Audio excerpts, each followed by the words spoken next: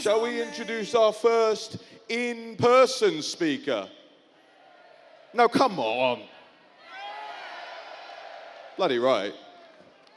All right, ladies and gentlemen, while we get the TV screens fixed up, I would love to introduce you once again to the great leader of the UK Independence Party. It's Mr. Gerard Batten.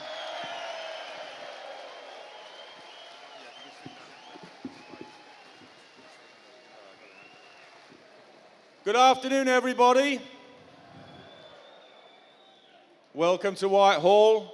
And as Raheem said, we want a nice, peaceful demonstration and rally. We don't want let you be provoked by anybody.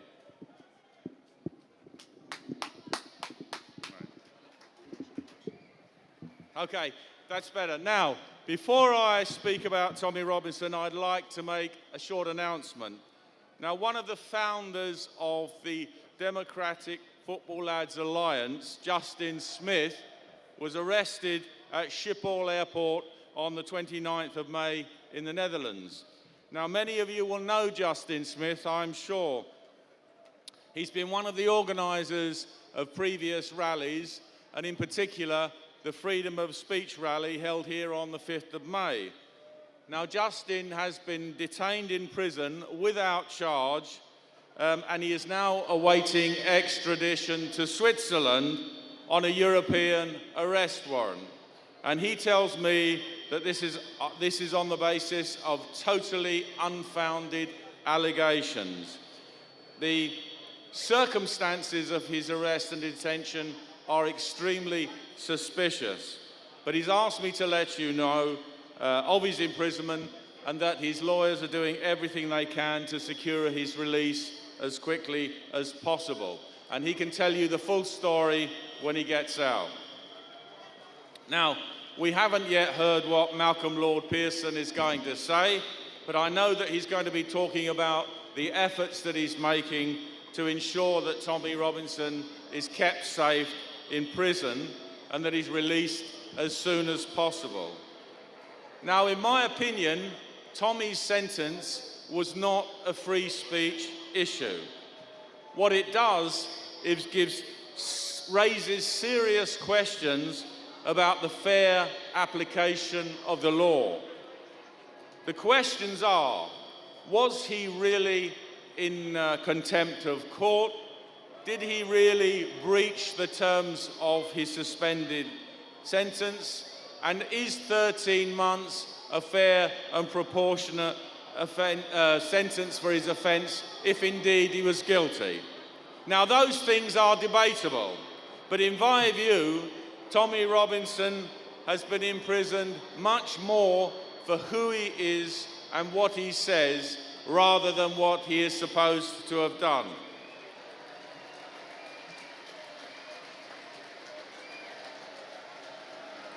Thank you. Now, I know Tommy isn't faultless, and I'm sure that he would be the first person to admit it.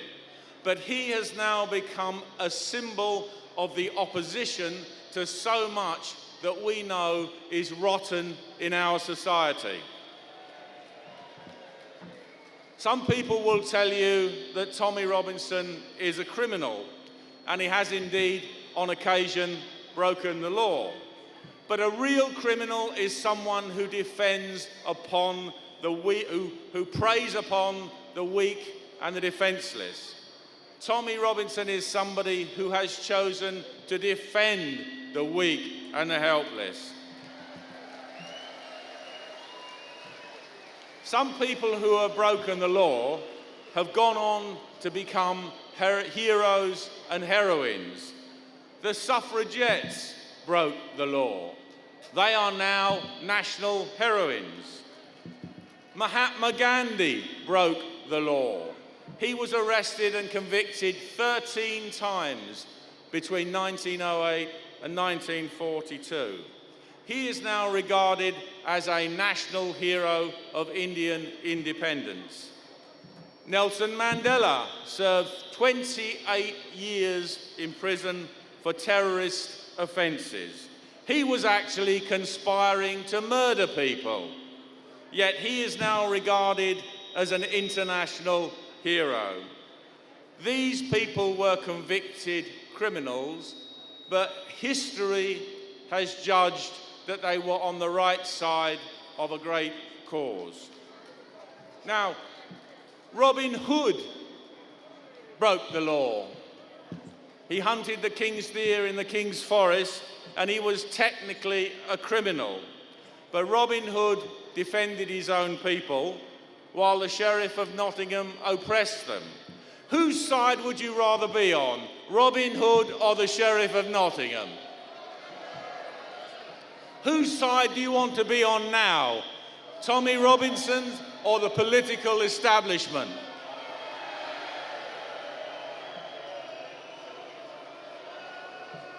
History will judge Tommy Robinson as being on the right side of a great cause in a struggle between good and evil. He talks about and combats the greatest social scandal in our history, the industrialized and commercial sexual slavery of underage and vulnerable children by organized paedophile rape gangs. This is the issue that the authorities did not want to confront for decades, and only now are reluctantly doing so. Almost every week we hear of a new paedophile rape gang trial. It's given minimal coverage in the media and then forgotten about until the next time. The great British media do not want to talk about the group identity of the majority of the rapists or the ideology that inspires them. The rape gang members are predominantly followers of the cult of Muhammad. They justify their crimes to themselves because of the ideology that they follow. Non-cult followers are lesser human beings. Women are the possessions of men. The founder of their cult was himself a paedophile and kept sex slaves. And yet he is held up to be the perfect model of a man for all times. But we, the infidels and the kafirs, are not supposed to talk about it. And people who do face the possibility of prosecution under our so-called hate laws. So it's hardly surprising then, is it, that we now have a big problem with some of the more literally minded followers of the Mohammedan cult. Tommy Robinson's real crime is to be prepared to confront those issues when those in authority do not want to.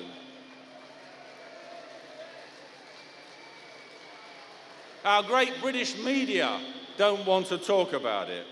Our political class don't want to talk about it. But Tommy was prepared to stand up against evil and is now paying the price. He will go down in fame. They will go down in infamy.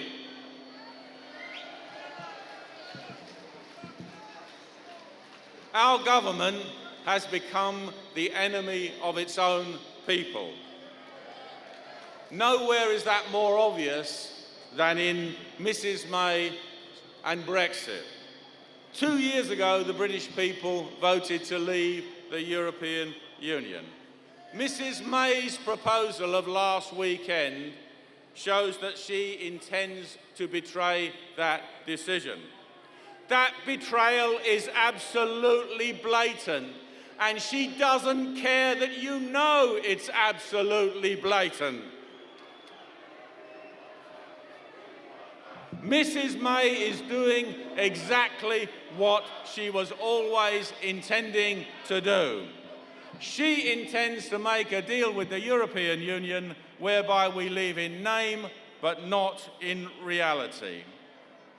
the Leave side won the referendum against all the odds. Ordinary, decent British people voted to regain their freedom. Their desire for freedom will not be crushed. But the real fight is only just beginning. Both our Houses of Parliament are full of traitors, collaborators and quislings. The House of Lords contains convicted criminals much worse than anything Tommy Robinson's ever done, and they make laws over us. They must be swept away. We're governed by MPs who would rather see us ruled by Brussels than our own democratically elected countrymen and women. Now, it's great to see so many of you come out on a hot afternoon at rallies like these.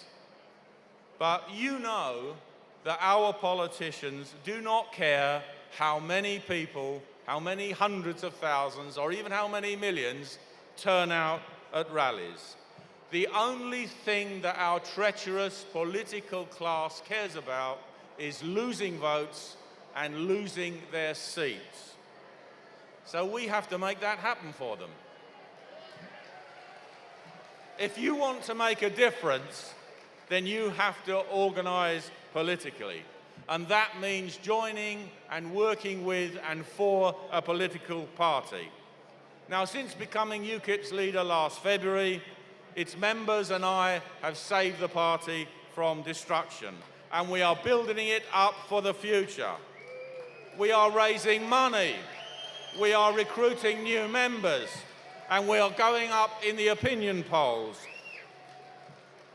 UKIP secured the referendum and won the referendum. But we have now to fight great battles for the future.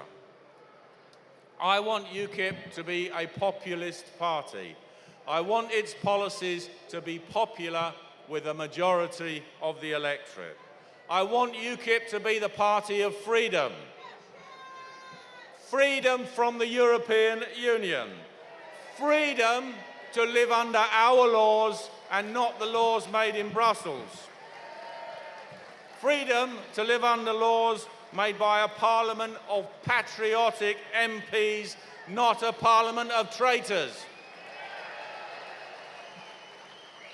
And I want to see freedom of speech, not for that freedom to be abused, but the freedom to discuss ideologies and ideas without the fear of being arrested for voicing an opinion or stating a fact.